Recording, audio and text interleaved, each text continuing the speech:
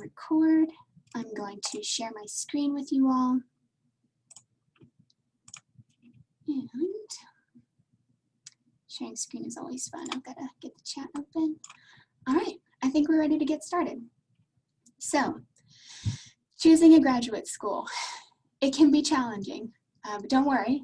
Hopefully by the end of this, you'll have a little bit better idea of, if anything, how different the process can be depending on where you go, who you are, what program you're working with, where you're coming from.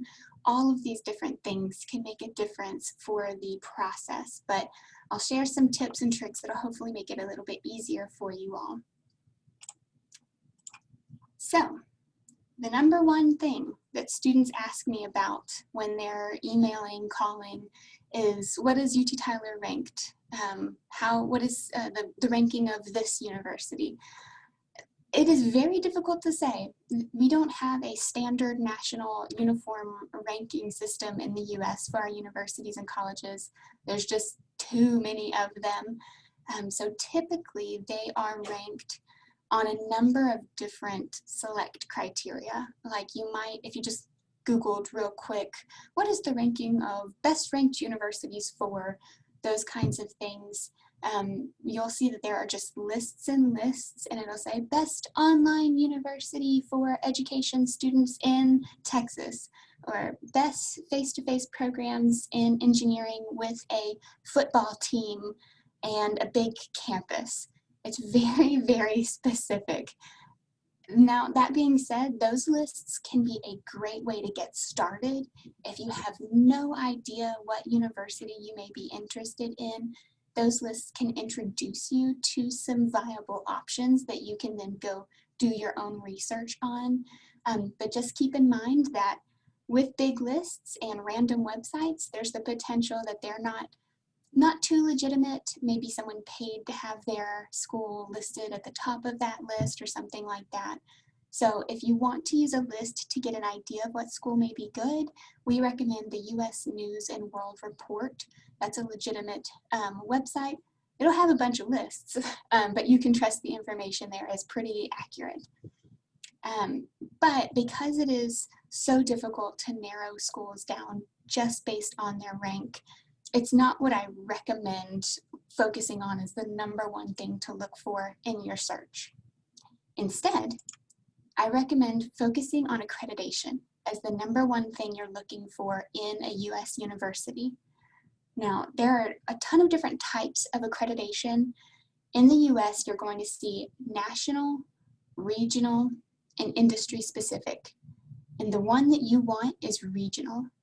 Definitely, on top of anything else, make sure the school you're looking for is regionally accredited. Now, I've listed the 7 accrediting bodies here on this slide. You do not need to memorize those. I deal with this every single day, and I do not have them memorized. There are websites where you can find those listed if you were checking on your school's accreditation.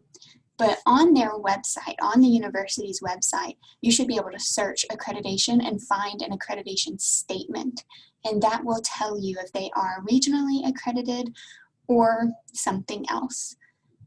Now, on top of a regional accreditation, industry-specific accreditation is great, like ABET accreditation for engineering programs. That accredits individual programs. So those are great, but make sure the university as a whole is also regionally accredited. And the reason why is because that some, not all, but some PhD programs or some employers do not recognize a national accreditation. For example, for the University of Texas at Tyler, to get accepted into our master's programs, every student must have a regionally accredited degree. And if someone had a nationally accredited degree, we would not be able to accept them. So you guys don't have to worry about that coming into our school, for example, with a bachelor's degree. But for US students, that's something they have to watch out for. So be sure you're watching out for that as well when you're coming for your master's or your PhD. Programs and requirements. Obviously, this is also a huge factor when it comes to choosing a school. So after you've maybe gone through a list, maybe heard from your friend about a university, you've verified that it's accredited, you're going to say, okay, well, do they offer the program that I'm looking for, and can I get admitted? Be sure that you're really going for a school that's offering what you want. And what I mean by that, I mean, that sounds obvious, right? But what I mean by that is that you're going to graduate school for a reason. Either you want to work on research, or you want to take that next step in your career. You have goals, and that is why you're going for your graduate degree.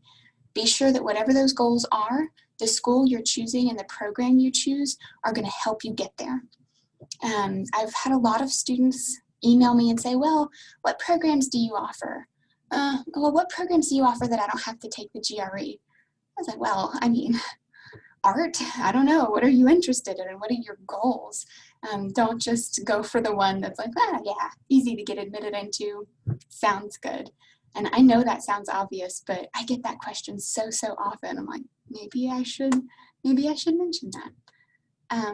And when you're also looking at programs and requirements, note that requirements, policies, everything will vary for different institutions. No two institutions are identical. Even individual programs within the same college can be different. So make sure you're asking questions, being flexible, and trying your best to meet those deadlines or admission requirements or whatever else may be out there. But be knowledgeable about the process when you're going into it, and that means contacting the school directly and maybe not just relying on what you see online to make sure you have all of the details and everything is correct and accurate. Cost and funding. So this is in reality the number one thing that is the hindrance for students when they're trying to choose a university. Oftentimes, can I afford your school is what it really boils down to. And I'm going to talk about this more. So I have these first few slides to give you some points of what I've noticed in my experience are the most important thing for U.S. schools. And this would be the same for domestic students as well. And I've got a couple more slides after this that will talk specifically about UT Tyler as an example of what I mean by these, to give you a bit of a better perspective on each of these items, especially cost and funding, because it can be very confusing to understand how much it costs exactly and what is going to be paid for, what the funding options are for you. There's a lot going on, so we'll go over this in more depth. But to get us started, higher costs do not necessarily mean that the school you've picked is the best possible school. Obviously, a lot of factors go into your tuition and fees, your housing, your living expenses. If you're going to an expensive state like California or New York, the odds are you're going to be paying a lot more in tuition and fees because they have to pay their employees more. They pay more in utilities to keep the buildings running on campus.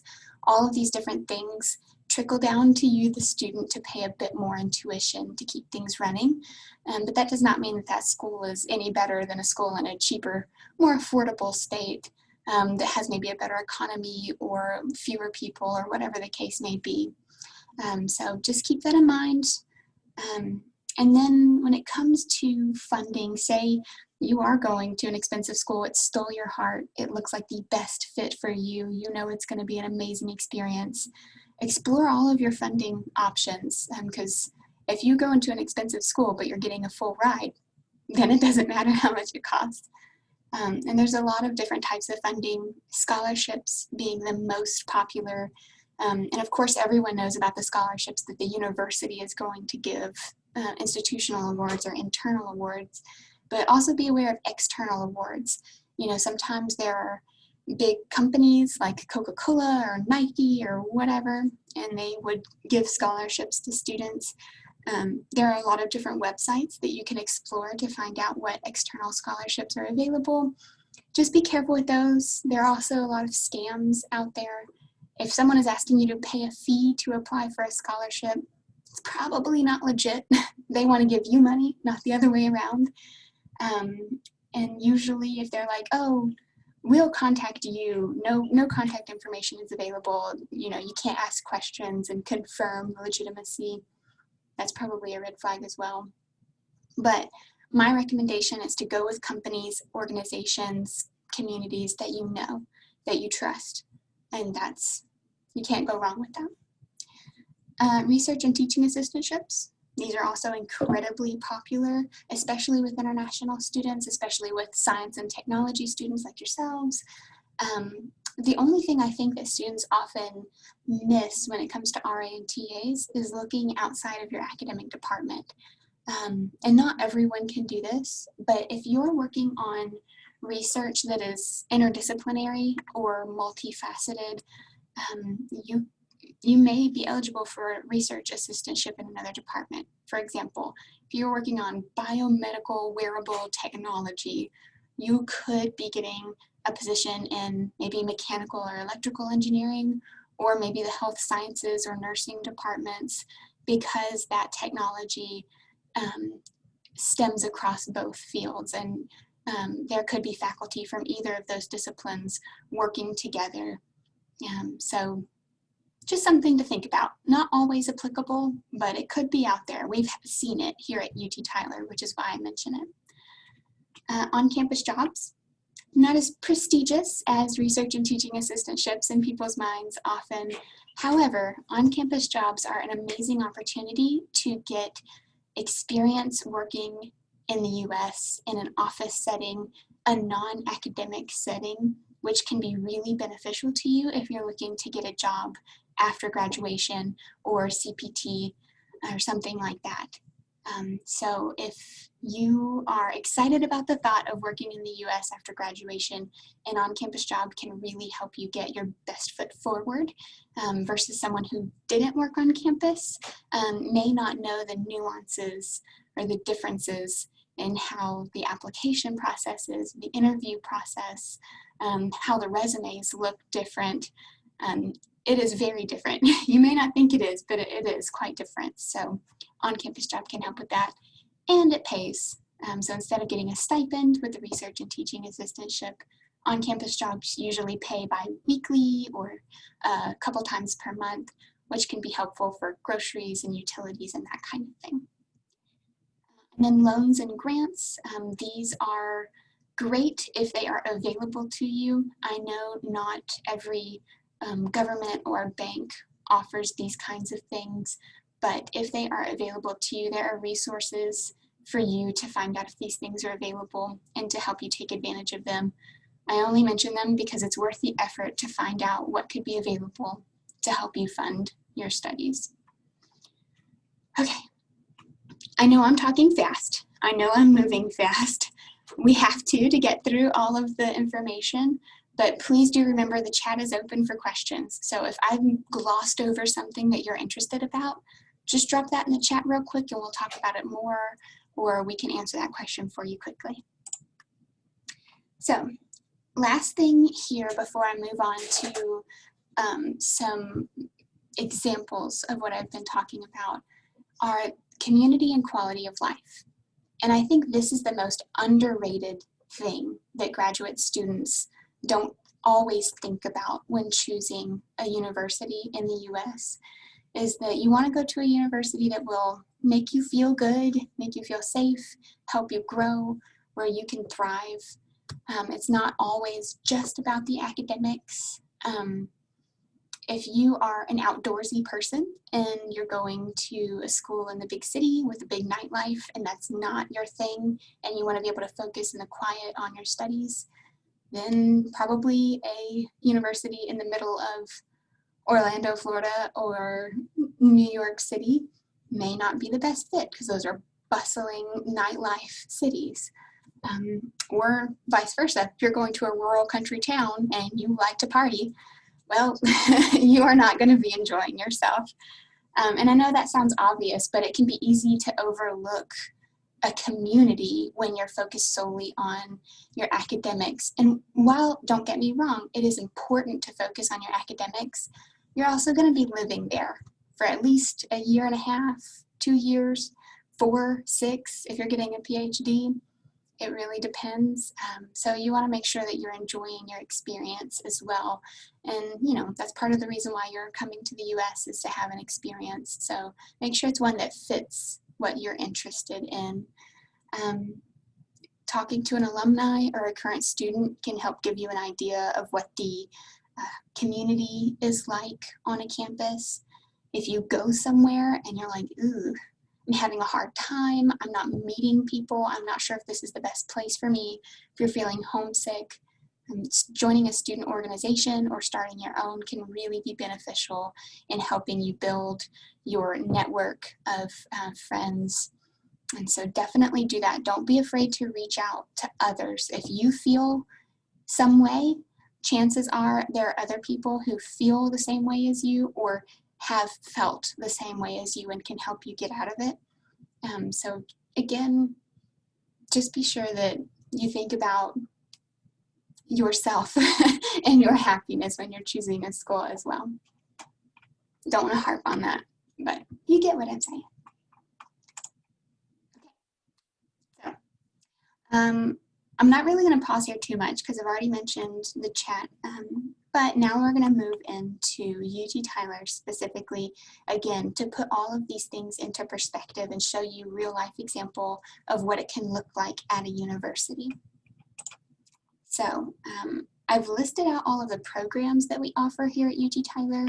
I know you guys are mostly engineering or technology and science students, but I list all of our programs to let you know that, one, you can absolutely change fields.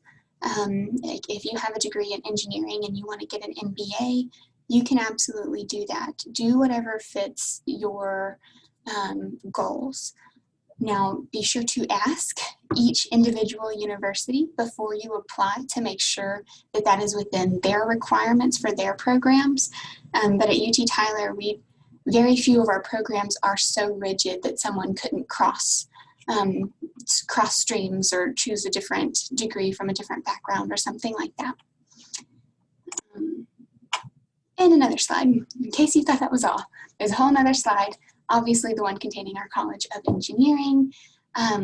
Now, it may look like this is not a lot of programs here, but it's actually more than it appears. These are only our face-to-face programs.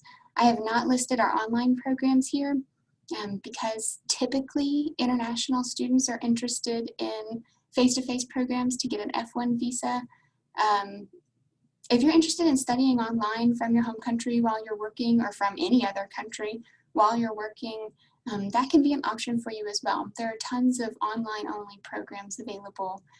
So be sure to ask those questions if that's something you're interested in doing. You may find a whole nother list of programs. Our College of Business and our College of Education and Psychology and Nursing have a lot more going on than that. These are just the ones that are available for F1 students.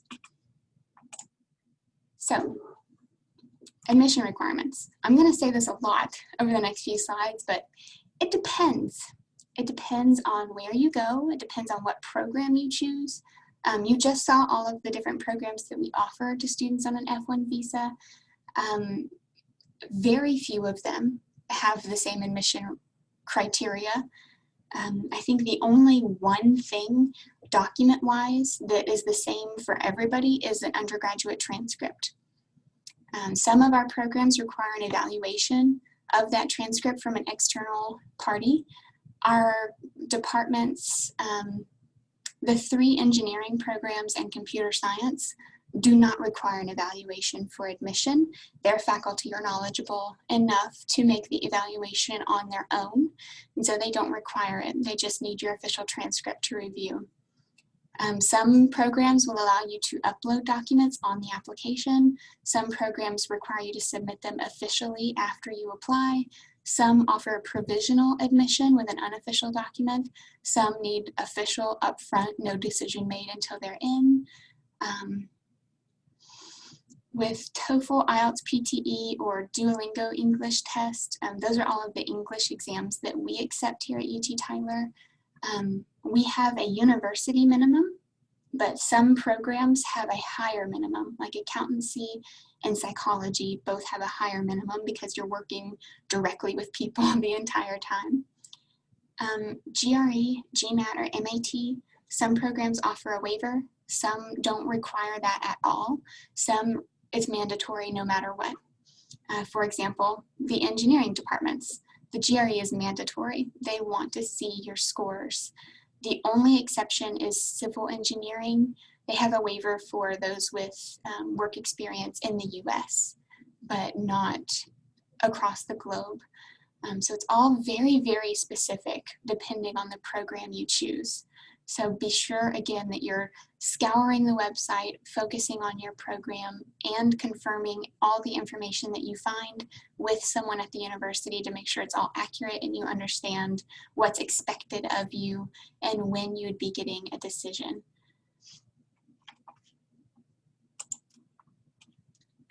Okay, so I want to leave time for Brittani to talk, but these two next slides are where I'm going to spend the most of my remaining time, and then I'll quickly finish up, and then we'll talk with Brittani and get his experience, and you guys can ask him questions, whatever you want to know from the student's perspective. But tuition and fees are tricky, like I said, and so again, these vary. Not only do they vary from university to university, which is obvious, but they vary from individual program within universities. They vary based on whether you're studying face-to-face or online. For the individual classes, like if you took 2 face-to-face classes and 1 online class in the same semester, the cost for each of those would be different at UT Tyler. They vary based on whether you're getting a waiver for your tuition and fees, for in-state tuition waiver or a resident tuition waiver, or you're paying straight international or non-resident tuition and fees. There's a lot going on with this. So I have some examples here of UT Tyler's current tuition and fees. They change every year, but right now for a non-resident student studying in our College of Engineering, face-to-face, full-time, which is 3 classes per semester, it would be about $8,380 for the 1 semester, which if you studied full-time for 4 semesters, which is 36 credit hours, which is about the entire degree, could be a little less, but usually a master's degree is 36 credit hours, it would be a total of about $33,500. That is just the tuition and fees. That does not include housing, health insurance, books, study materials, any of those other things that will keep you going while you're a student. Those are all going to be separate. So I mention that because when you're looking at different universities, they can present this information to you differently. Some of them will tell you it's this much per year. They may not tell you it's this much per year in just tuition and fees, or it's this much per year for all of your living expenses or full cost of attendance. They could phrase it that way. They could do just by semester. They could do for the total degree. It's very important to understand when someone gives you a number, exactly what that number means, what it's paying for, what's included and what's excluded. Now, there's also another set of numbers on here for students who pay resident tuition. I'll explain funding options on the next page and how to get an in-state tuition waiver. But for someone who did receive a waiver, the resident tuition rate is about 50% less than the non-resident tuition rate. So again, explore all of your funding options and know the benefits of resident and non-resident and or international. Some schools may have a 3rd category specifically for international students. So just make sure that you're asking those questions. Now, funding, I don't know if I mentioned this, but it's going to vary depending on where you go. For UT Tyler, we have scholarships available to graduate students, such as our new graduate fellowship, which is only $1,000. However, it also grants the resident tuition rate, which, as we saw on the slide before, reduces your tuition and fees by over 50%. So with just that one scholarship, you're already really doing well. You can couple that scholarship with a research or teaching assistantship and an on-campus job. And at UT Tyler, the average stipend for an RATA position is about $3,500 per semester. So if we couple that with the new graduate fellowship and the resident tuition waiver, that would just about cover all of your tuition and fees. It wouldn't cover all of your living expenses. And so we can't say that we offer full funding because we don't cover living expenses, but there are opportunities for you to have the majority of your tuition and fees taken care of by stacking some different awards together. You can also get a resident tuition waiver or in-state tuition waiver by working in your academic department 20 hours per week or more. All of these things are going to be different depending on where you go. The tuition waiver that we offer is from the state of Texas, not our university specifically. So different states even will have different opportunities, and then different universities will have different opportunities. And then again, I mentioned on-campus jobs. Those are great if you need some work experience. The average pay for a graduate student is about $10 to $15 per hour, and it's usually 19 and a half hours per week maximum. So you're not going to get rich, but you'll probably be able to afford to feed yourself while you're a student, which is pretty normal for graduate students. So does anyone have questions about tuition and fees, how to understand how much it costs, and the types of funding that may be available? I'll watch the chat, and if anything pops up, I'll go ahead and answer those. But to keep us rolling here, my next two slides are about research and career opportunities. So again, one of the very first things I mentioned was, you know what your goals are. Find a university that is going to help you reach those goals.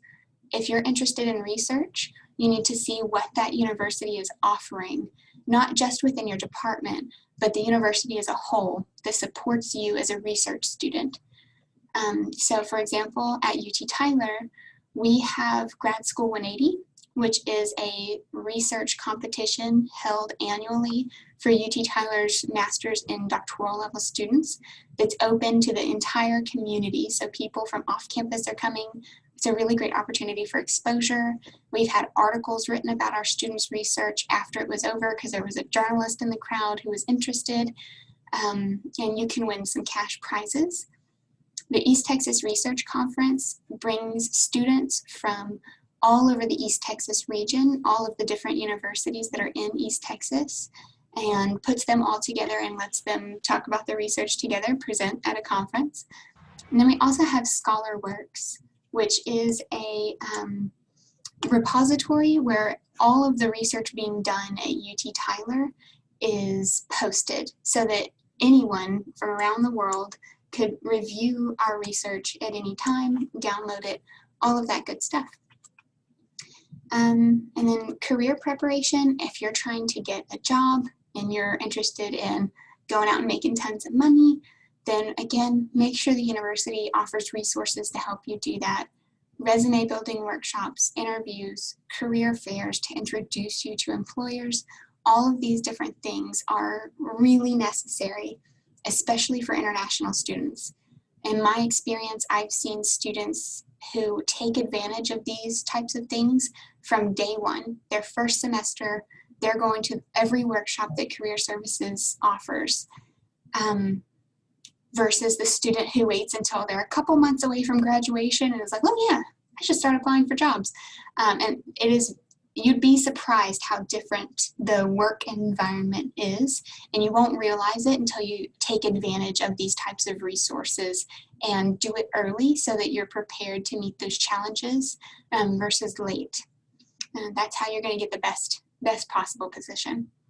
And UT Tyler also has career success coaches assigned to the individual college to help you get a job in your area, in your subject, so in engineering or in mathematics or chemistry, instead of just general job information because it can be different based on different industries. Okay, I'm going to go back to funding real quick. I figured we might. I always do end up going back to funding because it's tricky, I know. Can you please give a clear view on health expenses? So health insurance is mandatory for international students. But Don, can you tell us how much you're paying in health insurance? Yeah, as you said, it's tricky. It's actually really tricky because I think for the 2 semester, I think I'm paying. Actually, it's actually calculated as a total with our tuition fees. So you have to pay it, installments. I think it's around $900 something, $800 or $900. So, 800 to 900 per semester? Actually,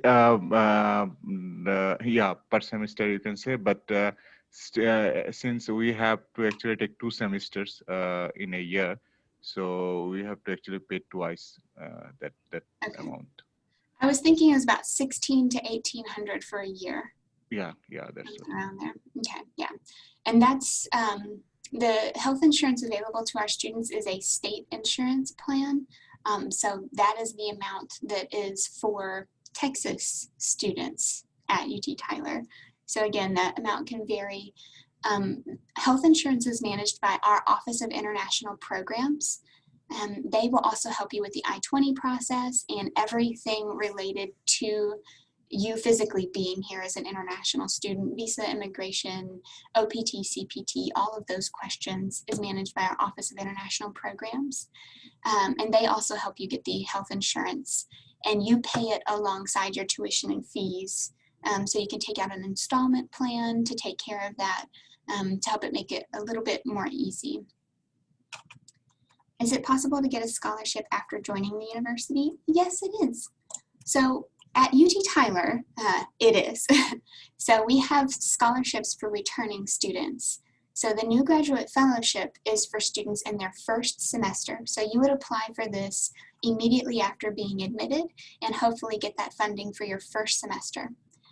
If you did not get that funding in your first semester, this one is renewable. So hopefully it would stick with you the entire time you're a student. If you did not get that one in your first semester, you could apply for additional or different awards after.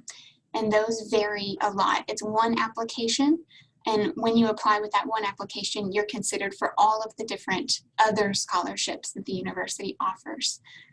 So yes, you can definitely apply for other items after being a student. And it is possible, again, to receive a scholarship or a teaching assistantship before you ever step foot on campus. A lot of these are guaranteed upfront by universities. Some of them you have to apply for separately, but usually you have the opportunity to apply, as you guys know, and be awarded before you go for the visa interview so that that information is listed on your I-20. But you guys are usually aware of that, usually asking those kinds of questions. So, are the fees written in the slide just the tuition excluding the other expenses? Yes, they are. This is how much it costs to get a degree from UT Tyler. This is not how much it costs to live while you're getting your degree from UT Tyler. Housing, your personal expenses, health insurance, all of that is separate. Now this seems like a lot. I know that it is a lot. It's expensive. Graduate school is expensive for everybody. But this is, UT Tyler is pretty affordable compared to some universities. There are some cheaper options. There are universities that charge more than this, but offer really, really good funding packages. So you have to look at the two of them together, the tuition and fees and the funding opportunities, to find out what your, excuse me, what your break-even point is for that university. And I recommend making a chart for this to keep track of, well, it costs this much, but I'm guaranteed this funding. Or this one is really cheap, but I'm not guaranteed any funding, but I could apply for this. It's going to get overwhelming quickly if you're applying to different schools. So I recommend creating an Excel spreadsheet to keep track of all of it. Doing a little accounting up front can save you some hassle in the end. How to manage a professor to get funding. So at UT Tyler, students apply for research and teaching assistantships after being admitted. So you would want to apply for the university, get admitted, and then reach out to your faculty to see if they have any positions available. We also have a student job database where all of the on-campus jobs currently being offered are posted. After you're admitted, you would get login credentials for that database. So if there's a TA or RA or on-campus job position available, you would just find it on that database, submit your resume, and be considered. But for research assistantships specifically, we also recommend reaching out to the faculty in your department. There is the tool I recommend to do this, especially while you're not here yet, you haven't met any of your faculty, you don't know who to contact, is ScholarWorks. But Don or Jennifer, if one of you could post the ScholarWorks link in the chat, my entire screen was taken up by PowerPoint. But ScholarWorks is a really great way to figure out what research is being done, and it will have the author's name on it, obviously it's an article or whatever, and you are very much welcome to reach out to the faculty directly. Usually they will say, have you been admitted yet? At least at UT Tyler. So it's good to go ahead and at least start on that process. That way you can say, well, I'm an applicant. I've submitted my documents. I'm just awaiting a decision. And the faculty could say, okay, great. Well, let's look into this because they want to make sure you're going to be admitted before they start guaranteeing funding or start going through the whole HR process and all that stuff. Yeah, but Don just shared that link. Feel free, look through the research, see what's going on. That's making those relationships is going to be one of the best ways to make sure you get some funding from the department. Okay, so I hope that helps. I hope that answers those questions. So, but Don, my voice is going out, which is perfect timing. Hi. Because it's your turn. So you've been here. So Badan is a computer science student from Bangladesh, and he's been here at UT Tyler. His first semester was this spring 2020, which all of you know that COVID happened in the spring. It's kind of made Badan's experience a little bit unique. But I think he's still got some really helpful tips that will apply to everyone. So Badan, do you want to tell us a little bit about how you got here, how you chose UT Tyler, what your experience was like as you were planning to come to the US? Hi everyone. Thank you, Brittany, at first, and hi everyone. Welcome to our webinar.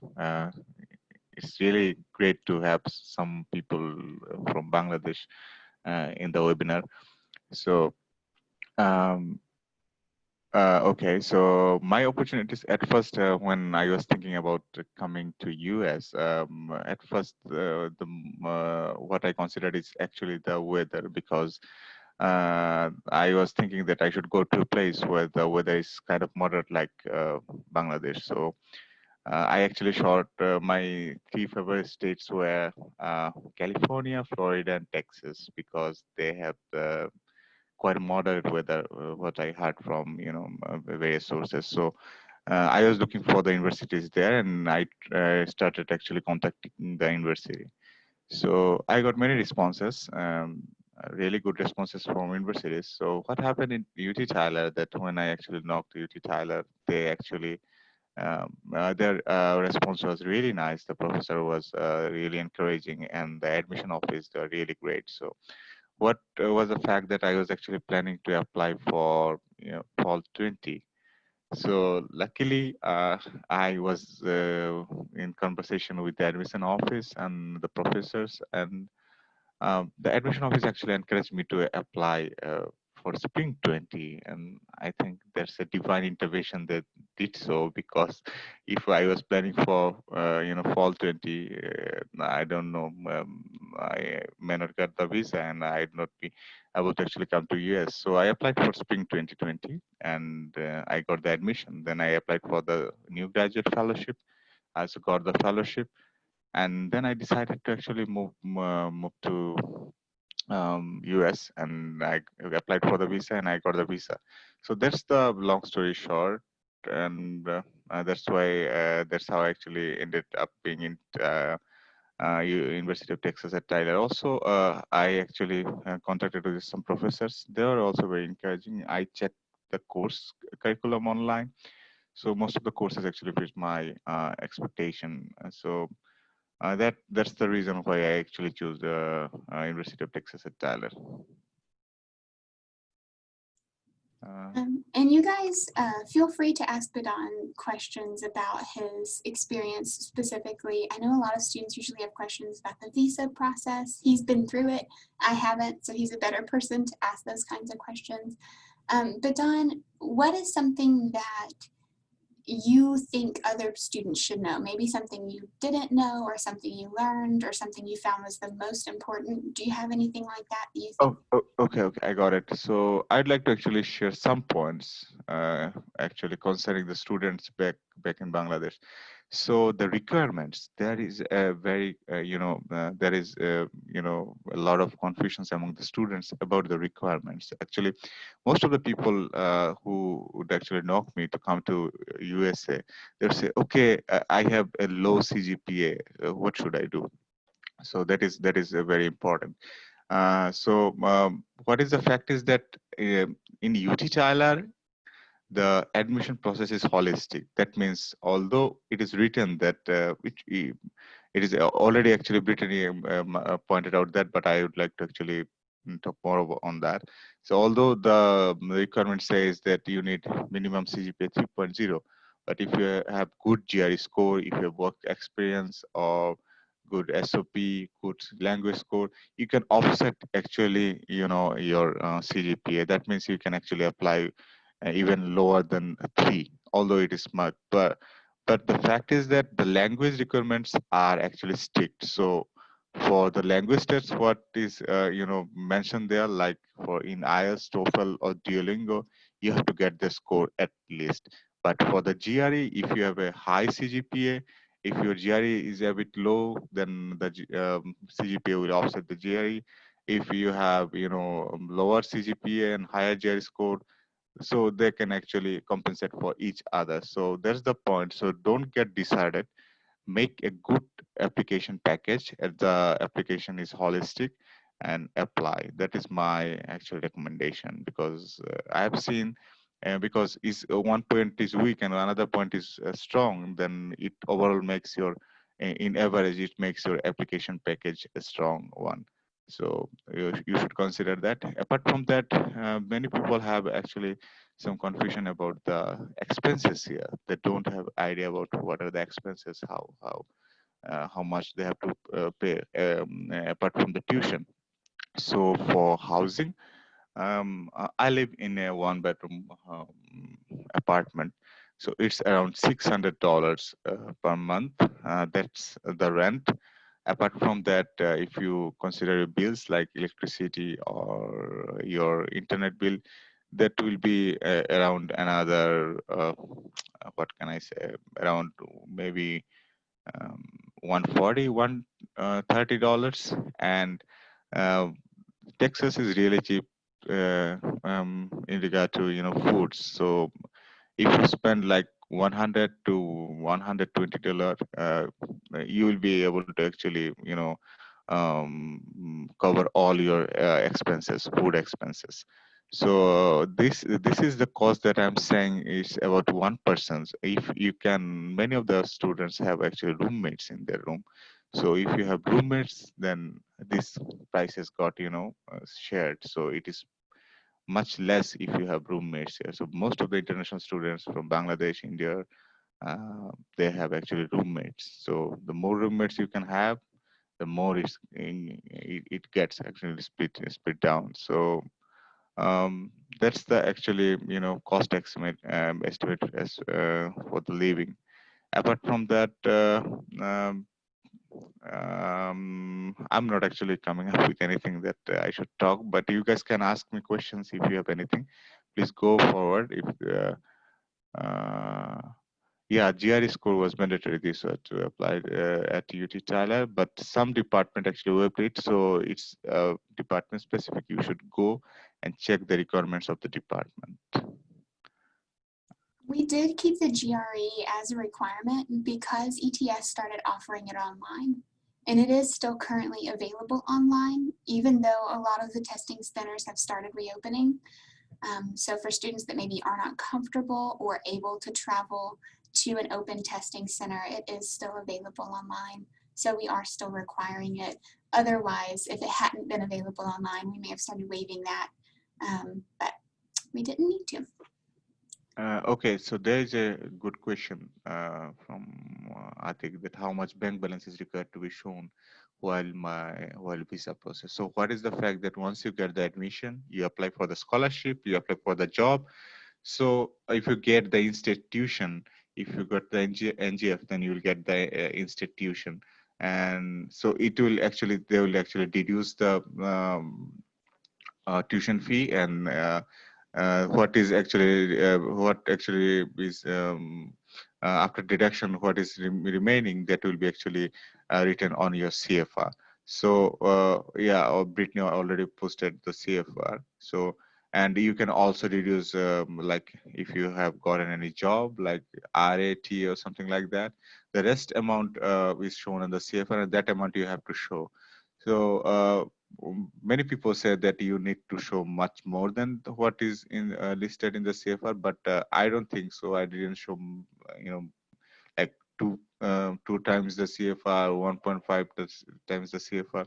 Just you have to show that amount listed in CFR. You have it in your bank, or you have it ready for your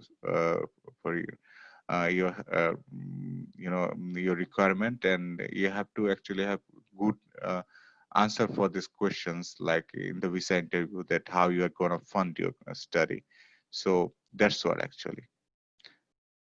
And it depends from applicants to applicants based on whether they got an NGF or not, whether they got job or not, and what program they're studying. So it's good to look at the CFR. Yeah, and real quick, feel free, continue asking questions, but continue talking about anything that comes up to you, but I want to switch to a different slide quickly. Just in case, I know we were here to talk about graduate school, and everything we've talked about is applicable to any school that you choose in the US. So feel free, explore your options 100%. Go to a university that is the best fit for you. This is your journey, so do what is right for you. But if you are interested in UT Tyler, the application fee is something that is difficult for many international students to pay. It's difficult for many domestic students to pay, to be honest with you. So we are offering an application fee waiver for the next 48 hours for the University of Texas at Tyler. If you are interested in UT Tyler, if you want us to send you this PowerPoint for your records so you can refer back to it, if you want us to send you information about a particular program, if you're interested in the application fee waiver, please fill out the survey that I just put in the chat, and we will be in touch with you today. If I'm going to provide you with some basic information, but if you had any additional questions, you can reply to my email and we can discuss those in more depth as well. I wanted to go ahead and get that out there because I'm sharing my screen. I have no idea what time it is, but I feel like we're probably reaching the end of our conversation here. Let me stop my share so that I can see what time it is. Hi. Minimize this. 8:58. Wow, we were right on time. So we have time for a few more questions before we close, or maybe one or two more. So if anyone has a question, you're probably not the only one with that question. Someone else is probably thinking the same thing. Is there anything else we can answer for you guys before we close it down today? Brittany, I have a question. What if a student got admission and got scholarship, also any kind of graduate assistantship or something like that, a job, but he didn't get not able to apply for visa because currently the visa is stopped by the US government. So if he is not possible to apply for visa, so and started the online classes, I hope you are offering that as well. So started online classes. So in that case, is the student able to hold that scholarship and that job, or they won't get that? Yeah, really, really good question. The world right now is kind of weird, right? So we're having to be flexible on a lot of different things. We are allowing students to study online in most academic departments. Even most of our domestic students are still studying online. We have very few face-to-face courses going on, and most of them are undergraduate or lab-based courses where people have to be in the robotics lab or something like that to do something. So if you were admitted and you were not able to get the visa, there's a really good chance you'd be able to study online, especially in just your first semester. You would be able to keep your scholarship while you studied online.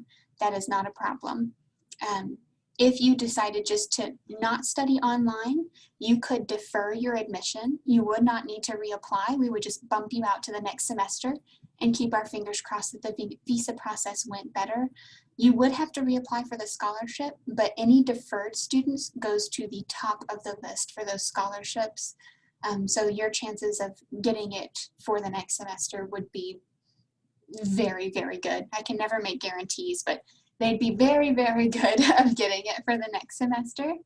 The research or teaching assistantship is a little bit trickier because oftentimes those are funded by grants, and grants usually have specific rules or policies in place.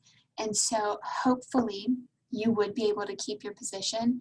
But if it's a research assistantship, for example, in our robotics lab that has to be hands-on, it could be a little tricky to keep. That would really be a conversation to have with the faculty, or to see if you could not get it for that first semester, if they could guarantee that you could come back in the next semester. But the scholarship, I can pretty much guarantee that your chances of getting it would be really, really good.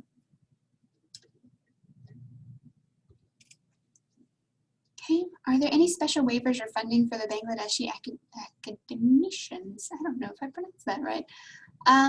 Nothing special. However, I think that would look very good to the academic department for funding opportunities.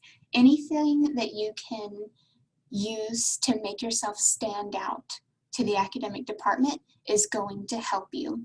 So I would 100% bring that up on your resume or the email to the academic department to let them know about that, and hopefully that would help secure your position with them. Okay. Can you tell us more about how to reach out to the professors for the courses, and is there any guidance for if anyone wants to reach out to any professor of UT Taylor, how to find them and what are the process?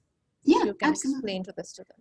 Yeah, so reaching out to faculty in the US is super casual. You just email them, you're like, hello, I'm interested in working with you. Here's my entire profile.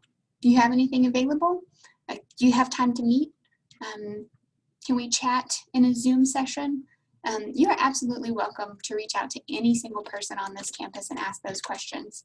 Now, finding who to contact, who is working on what, for that, I recommend, again, ScholarWorks. I just put that link in the chat once more for anyone who may have missed it earlier, but ScholarWorks is really where everything research-wise going on at this university is being posted. So that is going to give you the best idea of who's working on what. It is very up to date, it is very robust, and it allows you to search for very specific kind of research or specific topics. So ScholarWorks is going to be the best way to find the people that you need. Once you have found someone that you're interested in talking to, we do have a directory on our website where their contact information would be listed. Obviously, email is the best way to reach faculty because a lot of them are not here. We're still studying remotely, so a lot of them are working from home. So email is the best way to reach them.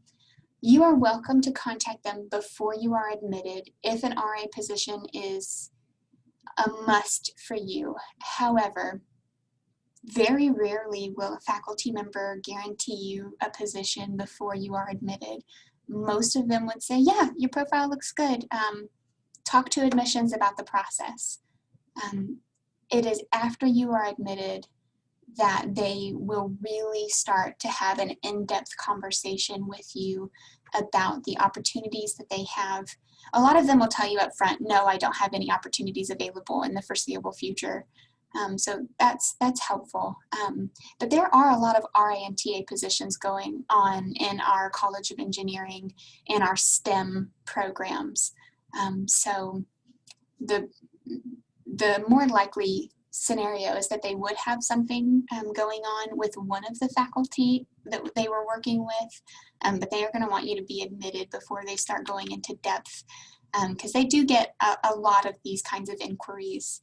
And so they want, our admissions decisions are made by the faculty. They have a committee that review each student. So they want to make sure that you've passed through that committee and gotten everyone's approval before they really start going into depth that conversation. If you want to pursue industrial management degree, will GRE still be a requirement, or do you have to shift toward GMAT?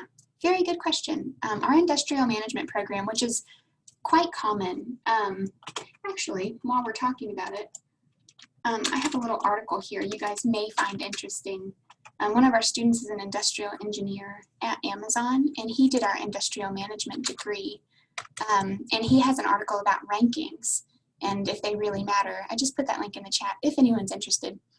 But your question, the GRE is not required for industrial management. The GMAT is, but they do offer a waiver for students with a last 60-hour GPA of 3.25. So after you got your transcript evaluated for that program, we would let you know if you're eligible for a waiver for the GMAT.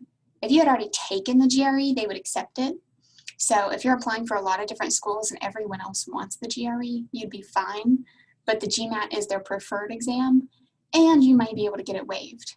So if you have the opportunity to wait and see if it would be waived before you took the test, try to save yourself some money.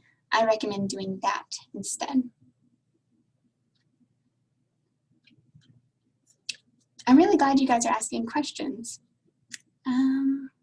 While applying, you have to pay $75 after selection. How much admission fees one has to pay? There are no additional admission fees at UT Tyler. You would pay the $75 application fee, which again, we're happy to waive for all of you because we appreciate you being here. You would not pay funds again until you are billed for your semester, for your tuition and fees and your housing and your health insurance, which again, we do have payment plans where you could pay those out in installments over the course of the semester. But there's no additional admission fees. Do all UT institutions have similar requirements? No, not even a little bit. It's a good question. And you would think, well, you're both UT schools, you should be talking to each other. We don't. I mean, we do talk to each other. We all answer to UT system and the Board of Regents over our universities. But other than that, we have nothing in common. We're completely separate entities. So that's a very good question. Brittany, I'd like to actually point out another thing. Like some programs require the profile evaluation, like the transcript evaluation, and we do have a waiver on that if they get selected. Can you please talk on that? Like international transcript evaluation, like WS fees? Well, it's not required for everyone. The evaluation isn't required for computer science or the 3 engineering programs. It is required for all of our other programs, but if you are admitted and enroll, we offer a $200 reimbursement for the cost of the evaluation. So we do try to pay you back for that evaluation because we know it's a bit expensive, but unfortunately it's necessary because otherwise, oftentimes with CGPA or percentage, we have no idea what's going on with that. We really rely on those evaluations to help see it in our scale or our standard. Is that what you meant, Badan? The $200? Yeah. That's what I was trying to say. Good reminder. I usually mention that and I forgot. So awesome. Thank you. Thank you. Yeah. After the selection, can we talk about funding opportunity with the professors?